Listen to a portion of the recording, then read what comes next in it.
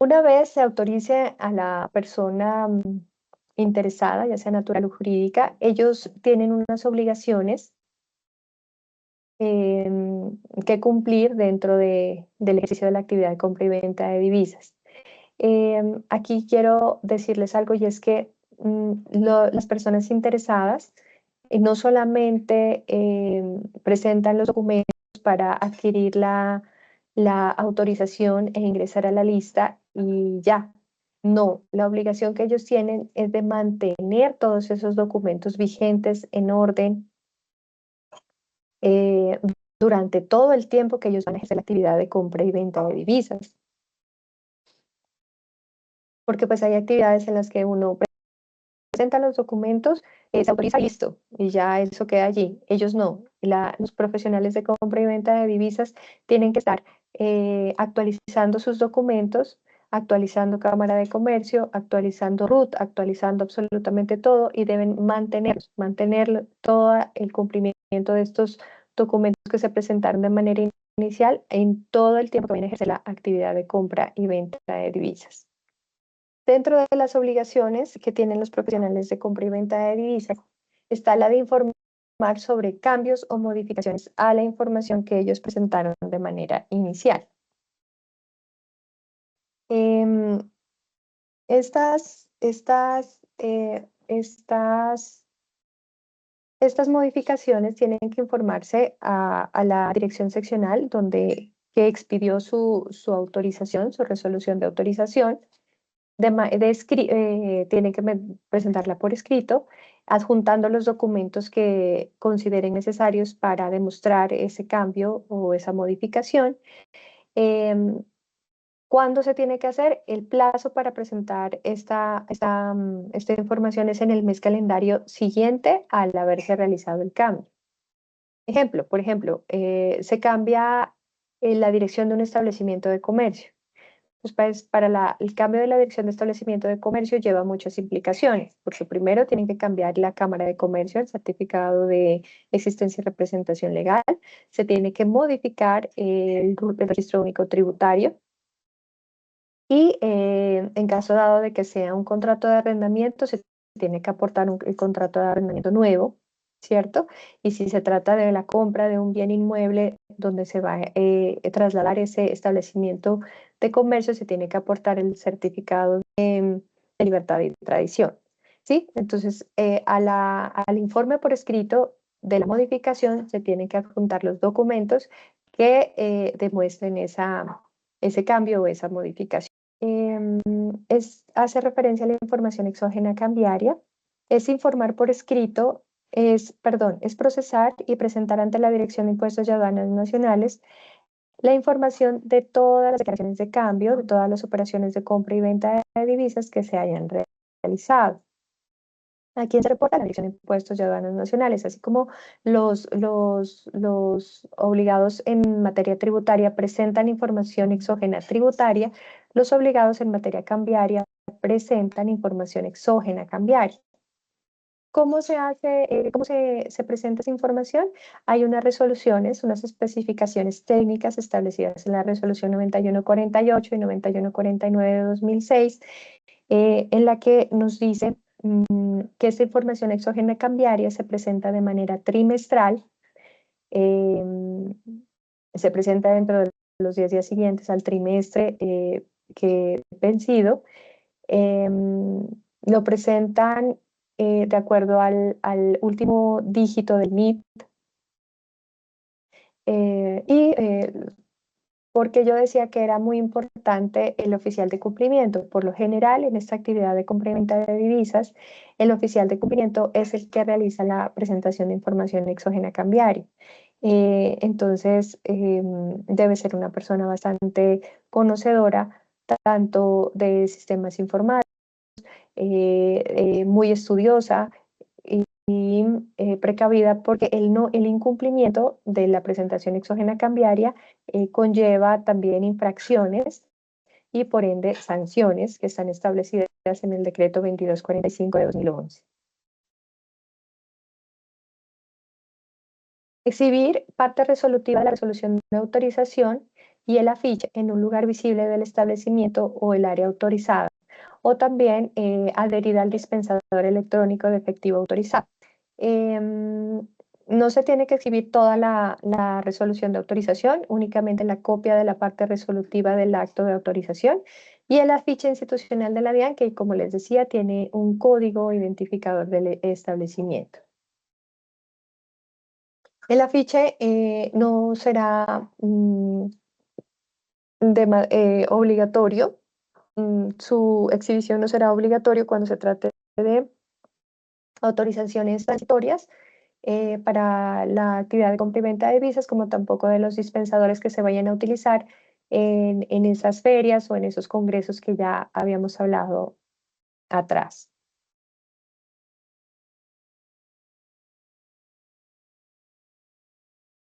Realizar las operaciones de compra y venta de divisas, cheques de viajero y los medios de pago a través de la ventanilla del establecimiento de comercio del área o lugar o espacio para el cual se expidió la autorización. Es decir, cuando yo tengo una autorización, no puede ser que yo vaya y preste esta autorización en cualquier lugar. No, tiene que ser única y exclusivamente en el establecimiento para el cual la DIAN lo autorizó. O si es una persona que la va a realizar a domicilio dentro de la jurisdicción donde la DIAN autorizó que se pueda realizar la compra y venta de manera a domicilio, pero en ese municipio, en esa ciudad, en ese sector. ¿Mm? ¿Con qué medios de pago? En efectivo, pueden utilizar cheques en moneda legal colombiana, los instrumentos de pago electrónico autorizados, que ya los hemos nombrado bastantes veces.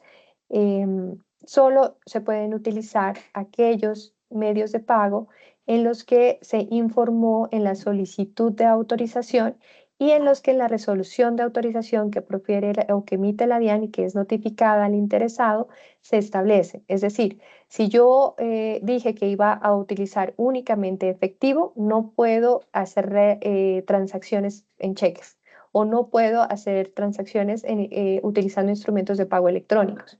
Si yo, posterior a la resolución de autorización, quiero utilizar un medio diferente al que la DIAN me autorizó de manera inicial, tengo que presentar una solicitud de modificación. Y en esta solicitud de modificación tengo que solicitar autorización para que yo pueda utilizar instrumentos de pago electrónicos, por ejemplo, el datáfono, y cumplir con todo lo que ya miramos anteriormente, que es la identificación del datáfono. La DIAN tiene que volver a hacer visita antes de que se pueda comenzar a utilizar.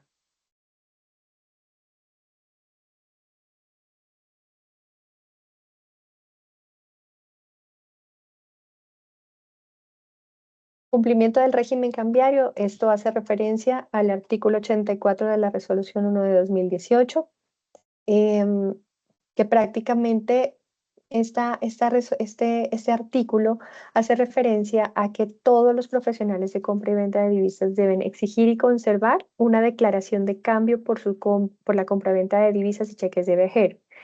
Em, estas declaraciones de cambio, por lo general, pues las que establece el Banco de la República es el formulario 18, es la declaración de cambio formulario 18. Em, Están definidas por montos, ¿no? Entonces, por ejemplo, los profesionales de compra y venta de divisas en zona de frontera que realizan esta actividad o que ofrecen este servicio de manera ambulante, muchas veces realizan transacciones inferiores a los $200 de los Estados Unidos de América. En estas transacciones no se exige una declaración de cambio. Es decir, cuando se realicen por montos inferiores a los $200, no hay un documento que los profesionales tengan la obligación de expedir. Luego, de los 200 a los $500, hay una declaración de cambio simplificada, ¿sí? Es una declaración de cambio simplificada que tiene toda la información que contiene el formulario 18, pero de manera simplificada. De los $500 en adelante, se exige el diligenciamiento de la declaración de cambio formulario 18. Cuando son profesionales de compra y venta de divisas que expiden factura electrónica de venta, esta factura electrónica de venta hace las veces de declaración de cambio. Entonces, no, cuando, bueno, perdón, cuando está entonces se expide la declaración, la factura electrónica de venta, esta factura electrónica de venta hace las veces de declaración de cambio y el profesional del cambio pues ya no tiene la obligación de diligenciar el formulario 18. El artículo 84 también hace referencia a pagar en efectivo o mediante el uso de los instrumentos de pago a que se refiere el parágrafo 2 de este artículo, la compra y venta de divisas y cheques de viajero cuando su monto sea inferior a los $10,000 de los Estados Unidos de América. ¿Por qué? Porque la norma, más adelante lo vamos a mirar, es que cuando la transacción es superior a los $10,000 de los Estados Unidos de América, solo y exclusivamente se puede hacer a través de cheque y de transferencia interbancaria. No se puede hacer en efectivo, por ejemplo, ni se puede utilizar obviamente cuentas de las pasarelas o las cuentas, perdón, de baja cuantía, de bajo monto. No se pueden hacer a través de estas. Entonces, por eso el Banco de la República en este literal B del artículo 84 nos trae esa regla. Tienen que reportar a la Unidad de Información y Análisis Financiero todas las operaciones de compra y venta de divisas. También nos dice este artículo 84 que deben reportar en los términos que disponga la UIAF todas las operaciones que se consideren sospechosas. ¿Se acuerdan que inicialmente habíamos hablado de las operaciones sospechosas y de las operaciones inusuales? Aquí está la obligación que tienen los profesionales del cambio de identificar a través de los mecanismos, a través del conjunto de mecanismos que ellos tengan en su sistema de información y análisis financiero, ellos tienen la capacidad de identificar cuándo es una operación sospechosa, cuándo es una operación inusual y asimismo en qué momento, cuando se consideren sospechosas, deben reportarlas pues a la Unidad de Información y Análisis Financiero. Y finalmente nos dice este artículo 84 que tienen la obligación de suministrar la información y presentar la colaboración que requieran las autoridades para los propósitos de prevención de las actividades delictivas, para propósitos del control cambiario y de cualquier otro de competencia pues, de las autoridades de control. El capítulo 1.9 de la circular reglamentaria de CIP 83 nos habla prácticamente de lo que ya les comentaba, de cuáles son los modos por los cuales se tiene que em, expedir una declaración de cambio, formulario 18, cuáles son los montos que no se pueden transar de manera hacer transacciones de manera o utilizando efectivo, que son los $10,000. Y también nos dice mm, Y también nos dice que hay una obligación especial que lo trae esta reglamentación y es que para efectos de control, los documentos de los profesionales de compra y venta de divisas deben conservarse por el término de prescripción de la acción cambiaria, que es de 5 años. O sea, ellos tienen que mantener sus documentos por el término de 5 años. Bueno. El cumplimiento del SARLAP está como sexta obligación, dar cumplimiento a todas las obligaciones derivadas de la aplicación del sistema de administración del riesgo de lavado de activos y financiación del terrorismo. Este es un capítulo bastante largo. El título 2 nos hace referencia em, a que estos profesionales a mí me parece que este título 2 es un título bastante importante, es una de las obligaciones para mí más importantes de los profesionales de compra y venta de divisas, porque en el ejercicio de esa actividad, como es tan sensible al tema del lavado de activos, a la instrumentalización de los del cambio, pues es un mecanismo de control que se basa en riesgos y que permite detectar, controlar y reportar de manera oportuna las operaciones de lavado de activos. En especial porque pues estos estándares y estas son, esta implementación es una recomendación del Gafi, ¿cierto? Entonces, para evitar ser utilizados como instrumentos para lavar activos, para canalización de recursos de financiación de actividades de terrorismo o etcétera, estos profesionales de compra y venta de divisas tienen que hacer efectivo su sistema de administración del riesgo. En este título 2 vamos a encontrar, por ejemplo, em, también que como factores generadores de riesgo de lavado de activos, estos profesionales de compra y venta de divisas tienen que estar muy, ¿qué se puede decir?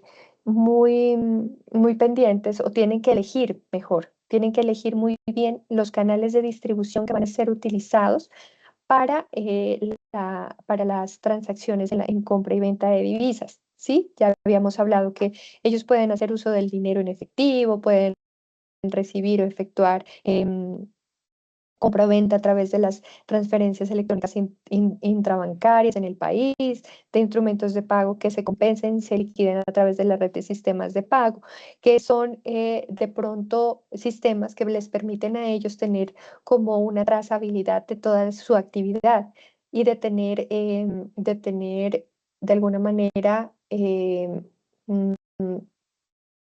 muy bien determinado a quién se le va a girar esas divisas, ¿sí? Entonces vamos a tener como esa trazabilidad que de pronto no lo tenemos en dinero en efectivo, pero pues eso ya lo determina cada uno de acuerdo a los intereses que vaya a manejar. Este sistema de administración del riesgo de lavado de activos también tiene un tema que es la medición. Entonces, es medir la probabilidad de ocurrencia del riesgo inherente y del riesgo residual. Entonces, ellos lo van a medir de tal manera que digan, bueno, este riesgo puede ser muy probable, puede ser posible o no. Es muy bajita la probabilidad, ¿sí? Entonces, ellos tienen que tener en su sistema de administración del riesgo los mecanismos para poder medir esta probabilidad. Tienen que contar también con controles. El control debe traducirse en disminuir de alguna manera esa posibilidad de ocurrencia o de impacto en caso de que se materialice un riesgo de lavado de activos o financiación del terrorismo. Entonces uno, tiene que tener controles preventivos, ¿cierto? Que se aplican para que ese riesgo no ocurra. Y otro control que ya es en la detección, que es cuando hay una alarma que se active frente a situaciones anormales y que perfilen como riesgo y que pues de alguna manera ponga en riesgo la naturaleza del negocio. Dentro de este sistema de administración del riesgo, em, también hay unas etapas que le permiten al profesional de compra y venta de divisas, tanto una etapa para detectar las deficiencias, una etapa para corregirlas y una etapa para asegurar que esos controles que están eh, implementando dentro de su sistema del riesgo, pues realmente tenga efectos, ¿no? Cubra todos los riesgos, se aplique de manera efectiva, etcétera. También dentro del sistema de administración del riesgo tienen unas políticas, unos procedimientos, una documentación, tienen una estructura organizacional, órganos de control, infraestructura, etcétera, que les permite a los profesionales de compra y venta de divisas estar como muy pendientes de que este sistema realmente sea efectivo para las actividades que ellos estén realizando, que como ya lo he repetido en varias oportunidades, pues es bastante sensible a este riesgo de lavado de activos y financiación del terrorismo. Mm, Ay, yo no sé, creo que el tiempo no me va a dar como para, para hablar, pero sí quisiera tocar el tema de la diligencia, de la debida diligencia del cliente. Yo creo que en todo el sistema de administración del riesgo y por las características propias de la actividad de compra y venta de divisas, estos profesionales del cambio deben efectuar un proceso muy juicioso en el tema de la debida diligencia del cliente. Esta debida diligencia del cliente consiste en recaudar y conservar la información actualizada en forma permanente de los clientes que permitan conocer y verificar la identidad tanto del cliente como del beneficiario final de la operación. Yo ya les había comentado esto cuando iniciamos viendo los conceptos, pero quiero decirles que en el tema de la debida diligencia del cliente, los profesionales del cambio tienen la facultad de solicitar tanto los documentos para identificar a una persona natural como para identificar a una persona jurídica. Entonces ellos deben exigir, por cumplimiento de la debida diligencia del cliente, deben exigir el RUT, el certificado de existencia de representación legal expedido por la Cámara de Comercio, el acta de constitución o cualquier documento legalmente permitido para verificar la identidad de una persona jurídica. Asimismo, tienen para individualizar y verificar la identidad de una persona natural, deben exigir el documento de identidad original, sea el registro civil de nacimiento, sea la tarjeta de identidad, sea la cédula de ciudadanía, cualquier documento que sea avalado acá en Colombia y permitido como documento de identificación. ¿Por qué digo esto? Porque no puede ser, por ejemplo, una licencia de conducción. ¿Sí? No, ese documento no sería el idóneo para verificar la identidad de un cliente externo. Em, estos documentos, como los habíamos dicho, deben ser conservados por el término legal como soporte de la operación de cambio. ¿Mm? Esta debida diligencia, obviamente, no se va a realizar con todas las transacciones, ¿cierto? Porque, como decíamos, hay transacciones inferiores a los $200 de los Estados Unidos de América que ni siquiera tienen la obligación de expedir algún documento que como prueba de esta transacción. Entonces, esta debida diligencia del cliente se aplica para operaciones superiores o equivalentes a los $1000 de los Estados Unidos de América. O sea, cuando sean operaciones superiores a los $1000 de los Estados Unidos de América, se aplica la debida diligencia del cliente. Para las operaciones efectuadas a través de los dispensadores electrónicos de dinero, estos, como ya habíamos dicho, para poderlos autorizar, deben contar con la funcionalidad del reconocimiento facial.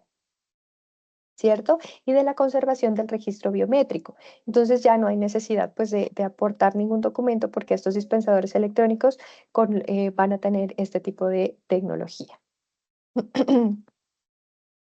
Esta debida diligencia del cliente también exige la verificación y revisión de la contraparte, de modo que no se encuentren dentro de las prohibiciones y restricciones de las listas vinculantes. Acordémonos del Consejo de Seguridad de las Naciones Unidas, de las listas OFAC. Entonces, cuando llegue un cliente, el profesional de compra y venta de divisas tiene la obligación de ingresar a este NIT para verificar si tienen estos clientes algún vínculo con este tipo de situaciones, de lavado de activos, de financiación del terrorismo, y en este caso se tienen que abstener de realizar la compra y venta de divisas con este tipo de personas. Esta información, por ejemplo, que vaya una persona, intente realizar una transacción y ese kit salga vinculado con alguna de las listas de la FAC, ejemplo, o de la ONU, entonces el profesional de compra y venta de divisas tiene la obligación, uno, de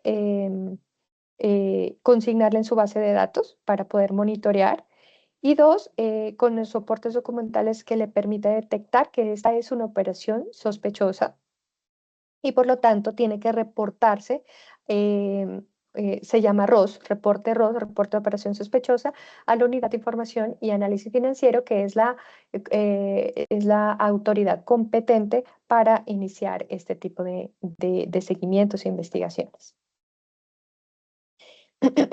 Este cumplimiento de la debida diligencia se realiza de manera diferente o bueno, tiene modalidades, digámoslo así. La debida diligencia del cliente puede ser reforzada, o bueno, hay una debida diligencia del cliente general, hay una debida diligencia reforzada y hay una debida diligencia simplificada. La general, pues la cumplirá el profesional del cambio, conservando los soportes de las operaciones, la información, las declaraciones de cambio, las facturas electrónicas de ventas, si es que las tiene si tiene la obligación de facturar de manera electrónica. La reforzada hace referencia a aplicarla a las personas expuestas políticamente. Yo les decía que esta diligencia reforzada la hacían a las personas PEP, las personas naturales o jurídicas, clientes o beneficiarios finales de países calificados también por el GAFI como de mayor riesgo.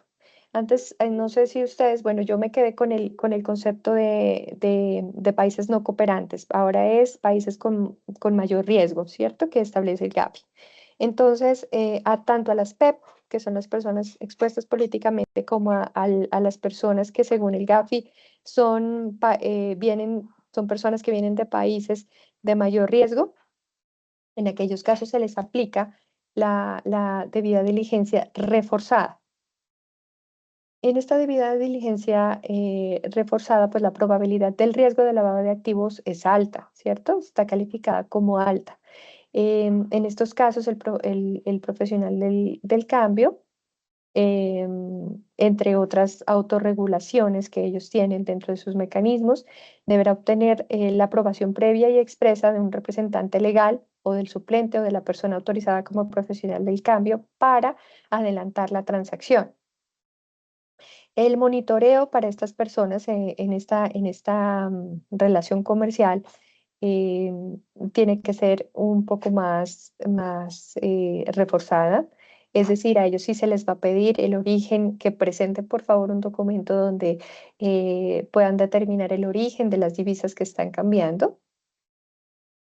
em, el origen de las divisas, se le puede preguntar por el beneficiario final, si es un beneficio personal o si es un beneficio de terceros, si lo está haciendo a cuenta propia o de qué, que si ese dinero, por ejemplo, si viene de un país de mayor riesgo, este señor entra como turista o viene a hacer algún negocio acá en Colombia, si es algún negocio, ¿qué negocio? ¿Sí? Es como o la información más detallada de lo que se va a hacer con el resultado o con las divisas que se están cambiando.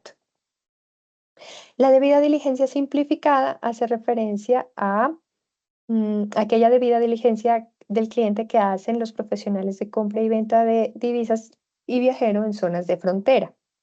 Entonces, esta simplificada es obtener el mínimo de información señalada en el formulario 536, que es el formulario que yo les decía que manejan los profesionales del cambio, cuyas transacciones son de 200 a 500 dólares. En esto vamos a encontrar dirección, ciudad, pues es una debida diligencia no tan, muy diferente, por ejemplo, a la reforzada, porque es información general, es información que no tiene mayor trascendencia, pues, en, en cuanto a la información que va a recaudar el profesional de compra y venta de divisas.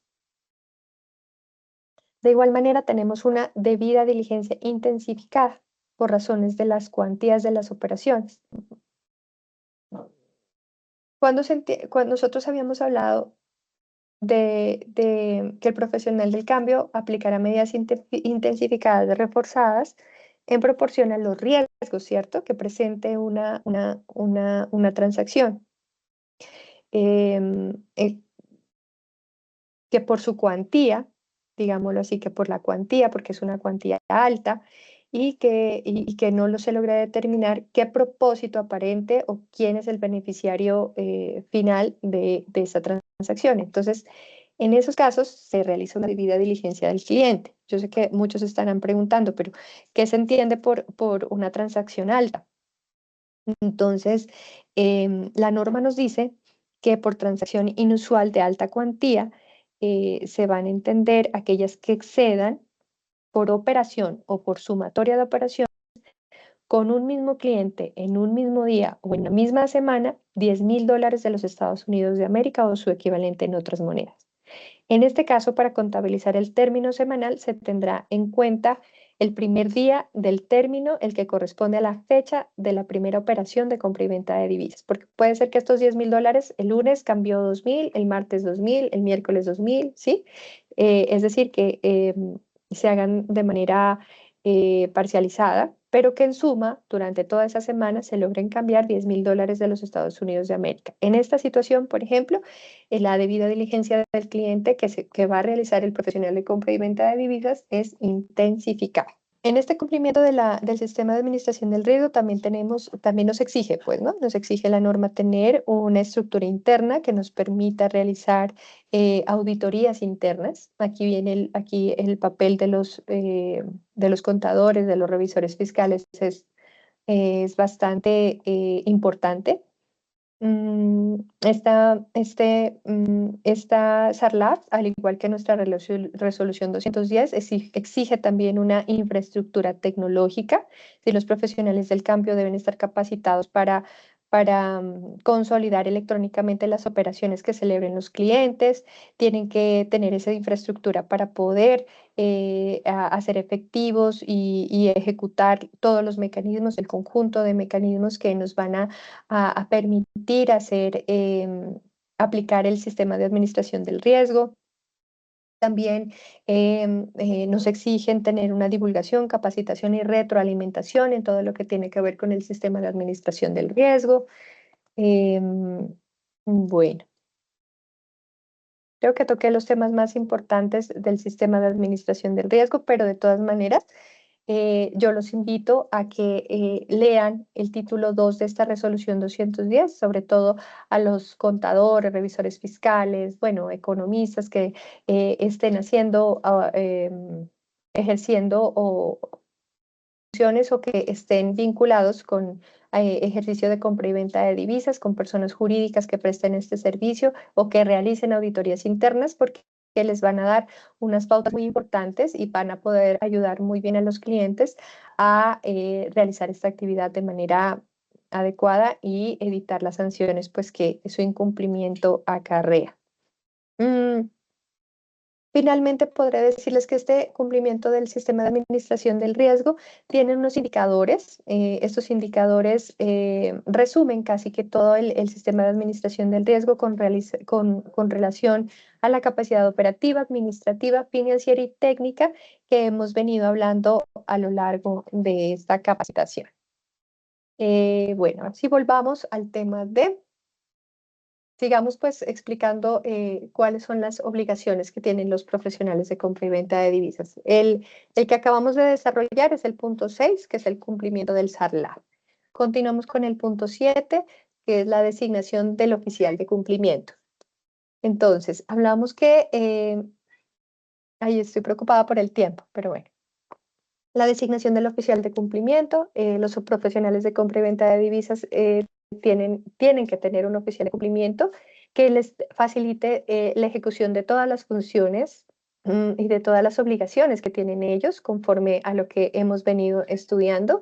Y este oficial de cumplimiento debe tener conocimientos en el sistema de administración del riesgo certificado por una entidad educativa formal o no formal.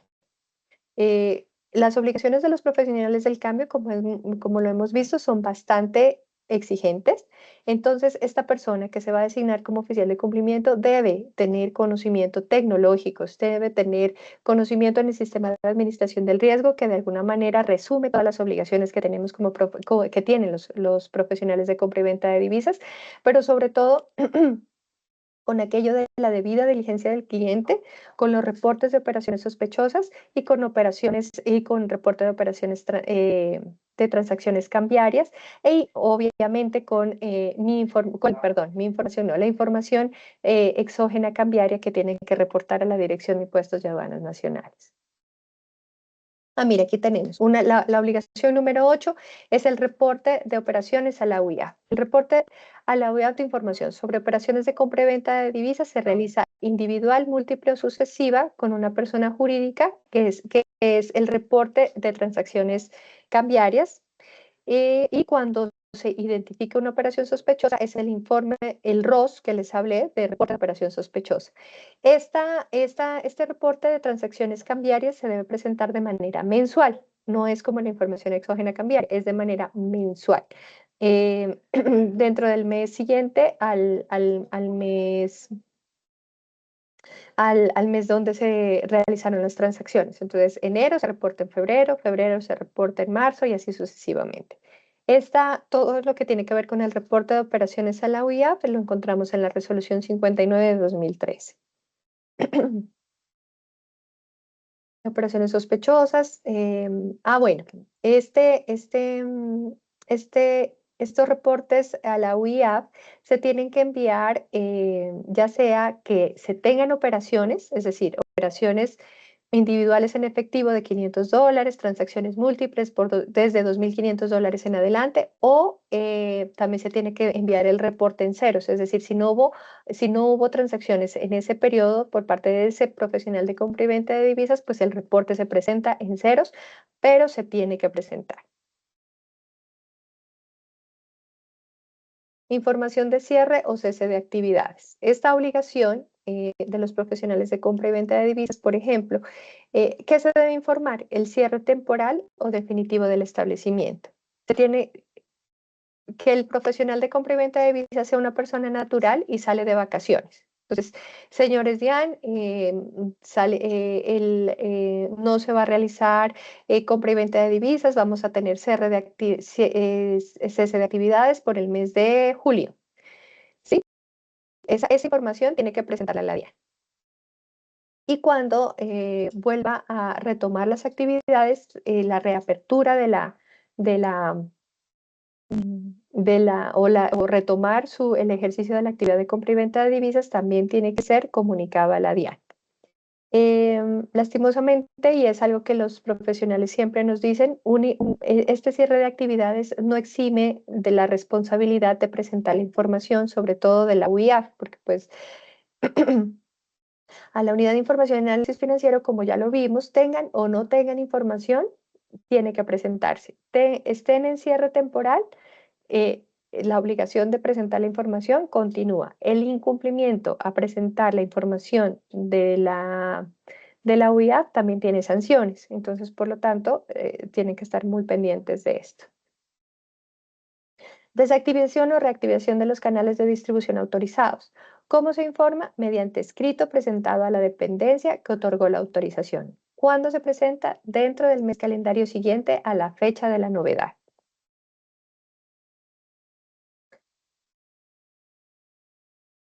El requisito número 10 está relacionado con la capacidad de gestión del riesgo. Entonces, mantener una capacidad operativa, administrativa, financiera y técnica adecuada para ejecutar correctamente las operaciones de cambio autorizadas y para aplicar los sistemas de administración del riesgo conforme a los indicadores del artículo 25 de la resolución 210 en concordancia del artículo 84 de la resolución externa 1. Que hace referencia a todo lo que hablamos cuando hablamos del cumplimiento del sistema de administración del riesgo. Entonces, la debida diligencia del cliente, las señales de alerta, los indicadores de riesgo, mantener la capacidad operativa, administrativa, financiera y técnica. Esto es la capacidad y gestión del riesgo. El registro único de beneficiarios finales, como ustedes saben, la DIAN viene trabajando en este registro único de beneficiarios finales, que también es una recomendación que viene del GAFI. ¿Quiénes lo deben cumplir? Todas las personas jurídicas y las personas naturales autorizadas para ejercer la compra y venta de divisas y cheques de viajero. ¿Cuál es la obligación? La identificación del beneficiario final. La conservación y suministro de la información y la actualización permanente del registro único de beneficiarios. La normatividad pues es la misma del estatuto tributario. No hay ninguna condición adicional, sino simplemente si ustedes van y leen los artículos, el 631-5, 631-6, son las mismas tanto en materia tributaria como en materia cambiaria. La identificación del registro único del beneficiario es saber quién realmente se va a beneficiar de la actividad de compra-venta de divisas. Sí, porque obviamente al ser una actividad comercial, debe tener algún beneficio económico para el autorizado, ¿cierto? Entonces se quiere saber si el beneficiario final realmente es el profesional de compra y venta de divisas o si hay alguien detrás de él. E igualmente hacia el lado del cliente externo, si esa persona que va a realizar el cambio con el profesional del cambio es el beneficiario final, si esa transacción o esas divisas van a ser para su uso personal, para su beneficio personal, o si detrás de esta persona hay otras personas pues que lo están instrumentalizando para, para realizar estas transacciones. Por lo tanto, es muy importante que los profesionales de compra y venta de divisas mantengan actualizado este registro único de beneficiarios finales. Emisión de la factura electrónica. Los profesionales del cambio, ¿quiénes deben expedirla? Los profesionales de compra y venta de divisas obligados o quienes decidan hacerlo voluntariamente. Recuerden que cuando la actividad de compra y venta de divisas se realiza de manera domiciliaria, obligatoriamente ellos tienen que expedir factura electrónica de venta. Los demás tenemos que irnos a las normas tributarias, a la norma tributaria, para determinar quiénes son los que están obligatorios o quiénes son los obligados para facturar. ¿Qué condiciones? Pues debe cumplirse lo establecido en el artículo 5 de la presente resolución, que ya habíamos hablado, que deben esta factura tiene que tener, además de todos los requisitos que establece la norma tributaria, debe tener todos la información que está establecida en la resolución que se expidió en la resolución 189 de 2024, que establece pues una información especial para la factura electrónica que emite la DIAN, por la misma naturaleza de la, de la actividad. Los dispensadores de pago electrónico, los profesionales del cambio que utilizan dispensadores electrónicos de efectivo autorizados deben aplicar el sistema de facturación electrónica. Esto sí, obligatoriamente, como cualquier cajero automático, tienen que cumplir con el sistema de facturación electrónica. Y además cumplir con todo el sistema de administración del riesgo que ya habíamos hablado, que el registro biométrico, el tema del reconocimiento facial, etcétera. El carnet para profesionales en zona de frontera. Yo les había comentado que las personas, que pues hay esta norma y de hecho desde el régimen de cambio internacional que está contemplado en la resolución 1, nos hace referencia a que en zona de frontera se pueden establecer excepciones por la misma mecánica de las zonas de frontera, por el tránsito y la afluencia que tienen de turistas y de personas por la cercanía de esas zonas, ¿no? Yo pues, lo pongo muy de ejemplo el puente internacional de Rumichaca, que es la frontera entre Colombia y Ecuador.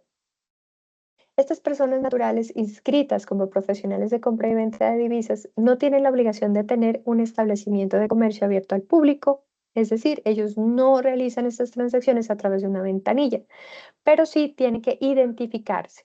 ¿Cómo se identifican? Ellos portan un carnet emitido por la DIAN que los identifica como profesionales de compra y venta de divisas y esto tiene un código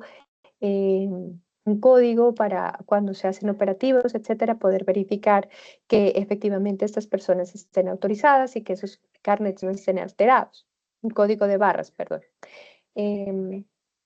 Por lo general, en zonas de frontera, los profesionales de compra y venta de divisas se reúnen entre varios autorizados y conforman sedes de negocios. En estas sedes de negocios ellos conservan sus documentos para cuando la Dirección de Impuestos y Aduanas Nacionales realiza las visitas para verificar que se esté cumpliendo con las obligaciones que ellos tienen en ejercicio de su actividad.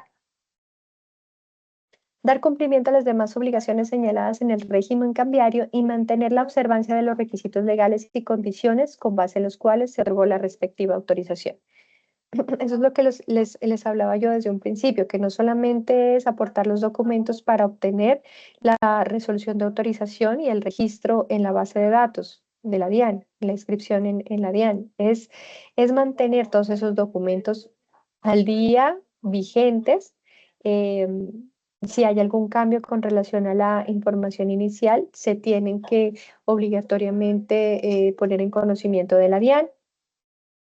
Porque todo esto, lastimosamente, pues, digámoslo así, se constituye en una infracción al régimen cambiario y por ende, pues, tiene incidencias económicas porque generan multas de carácter pecuniario que, pues, yo creo que a nadie nos caen bien, pero bueno, por eso hay que intentar mantener el cumplimiento de los requisitos, a realizar los reportes que se tengan que realizar para evitar las investigaciones administrativas cambiarias y que seamos pues acreedores de ser sancionados por la Dirección de Impuestos y Aduanas Nacionales.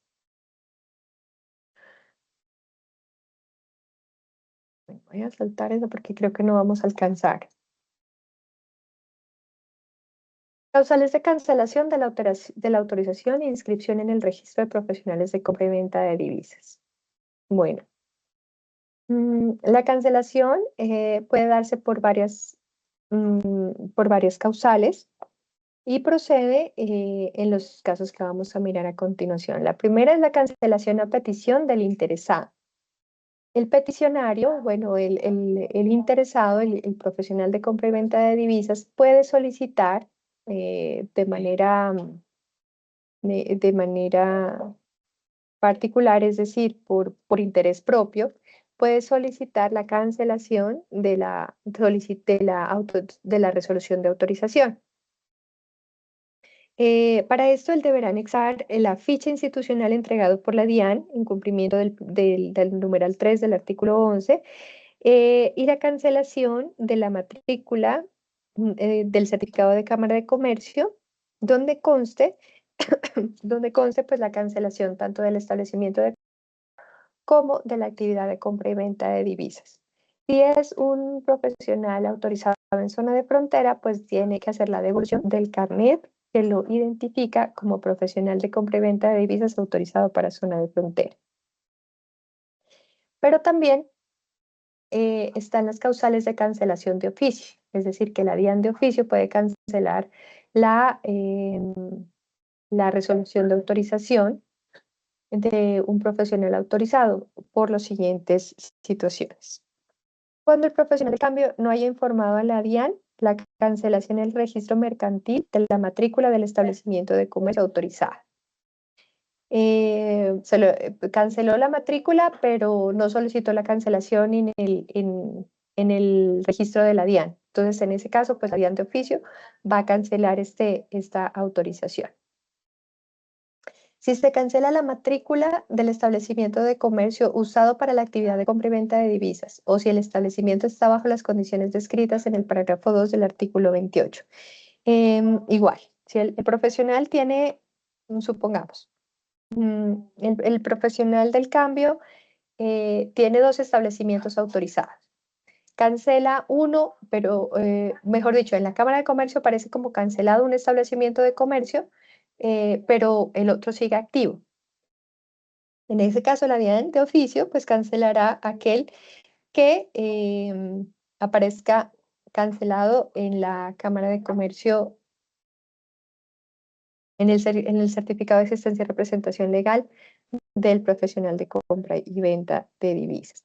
Cierre continuo del establecimiento. Si el establecimiento permanece cerrado por más de 3 meses continuos, ¿se acuerdan que ellos tienen la obligación de informar cuándo va a haber un cierre del establecimiento temporal? Entonces, supongamos que él informó que va a haber un cierre de establecimiento por 15 días, pero al hacer la visita a la Dirección de Impuestos y Aduanas Nacionales, verifica que después de un mes, 2 meses, esto sigue cerrado. Entonces, si hay 3 meses continuos de cierre de ese establecimiento, la DIAN de oficio procederá a realizar la cancelación de la autorización y pues la cancelación en la base de datos. Si el autorizado es sancionado por infracción cambiaria con resolución sancionatoria en firme o por aceptación de pago de sanción reducida por el artículo 31 del decreto 2245 de 2011, procederá a realizar la cancelación de la autorización de manera oficiosa. ¿En qué otros casos? Procede también la cancelación porque hay una condena penal ejecutoriada. Si existe una sentencia condenatoria ejecutoriada por delitos sancionados con pena privativa de la libertad contra la persona autorizada o los representantes legales o socios o empleados de la persona jurídica, entonces procede la cancelación de oficio. O sea, la DIAN, sin necesidad de que el profesional solicite, él va y la DIAN procede a la cancelación. Reporte en listas internacionales. En caso dado de que a la DIAN llegue la información o si en una de las visitas de inspección, vigilancia y control que se realizan de manera periódica a estos profesionales de compra y venta de divisas, el NIT del profesional aparece reportado en una de las listas internacionales vinculantes para Colombia, obviamente se cancela se procede a la cancelación de la resolución de autorización y por lo tanto de la inscripción en la base de datos de la DIAN. Si se ha sancionado en 4 investigaciones cambiarias en firmes por infracciones especificadas en el artículo 3º, en el artículo 3º, numeral 23 del decreto 2245, procede igualmente la cancelación de oficio por parte de la DIAN. Este numeral 23, creo que aquí tengo un error, es el numeral 23 del artículo 3º. Este numeral 23 hace referencia a las obligaciones que establece la resolución. En su momento, pues el decreto 2245 es de 2011, entonces en su momento estaba vigente la resolución 3416 de 2006 de la DIAN, pero pues obviamente la norma hace mención a que se incumplan las obligaciones señaladas para los profesionales de compra y venta de divisas en la resolución que estaba vigente en ese momento o la que haga sus veces. Entonces, cualquier incumplimiento que haya sido sancionado en 4 investigaciones cambiarias en firme dará lugar a la cancelación de la resolución de autorización. Si se han dado 5 resoluciones de terminación por aceptación de pago en sanciones reducidas dentro de los 5 años anteriores, también procede la resolución de autorización. Y obviamente, pues por muerte del autorizado, en caso de muerte de la persona natural o cuando se haya protocolarizado las actas finales de liquidación de la persona jurídica autorizada o inscrita. En estos casos, también se da la cancelación de oficio. La cancelación implica también la cancelación para ejercer la actividad de los establecimientos de comercio afectados y no afecta la aplicación de sanciones cambiarias derivadas de la infracción. Parágrafo 2. La DIAN tomará medidas para evitar que la persona continúe ejerciendo la actividad en establecimientos diferentes. Y parágrafo 3. La resolución de cancelación debe ordenar la devolución del carnet y de la ficha institucional entregado por la DIAN y la actualización de la información en el RUT. Parágrafo 4. Se debe actualizar la novedad en el sistema informático correspondiente según lo establece la Subdirección de Fiscalización Cambiaria. Se debe informar sobre la cancelación a las entidades financieras y proceder a cese de operaciones, incluidas las de desinstalación de los dispensadores electrónicos en efectivo. No procede recurso alguno contra la cancelación por la causal señalada en numeral 1, a petición del interesado, obviamente. Contra la cancelación por otras causales, procederá únicamente el recurso de reconsideración ante la División Jurídica de la DIAN. No se podrá seguir ejerciendo la actividad de profesional de compra y venta de divisas por ningún canal de distribución una vez cancelada la autorización. Las investigaciones sancionatorias en firmes previas a la resolución de cancelación serán consideradas para determinar la cancelación de acuerdo con las causales señaladas en el presente artículo.